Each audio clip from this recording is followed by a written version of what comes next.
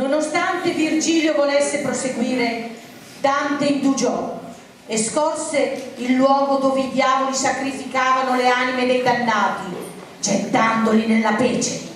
Ma te l'avevo detto di non fermarti. È possibile che a te piacciono solo le cattive compagnie?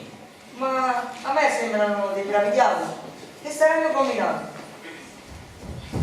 Ma capite? Siamo morti, è vero, ma siamo liberi da tutto. Ogni giorno prepotenza e umiliazione. Non siamo liberi di fare niente, nemmeno di guardare la televisione. No, o si cambia sistema o me ne vado. Poi voglio vedere senza di me che cosa combinano.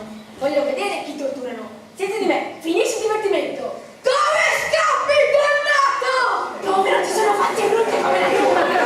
Poi bisogna entrare passata, dannato! Fuoco, scintille e braccia, chi scappa non ci piace.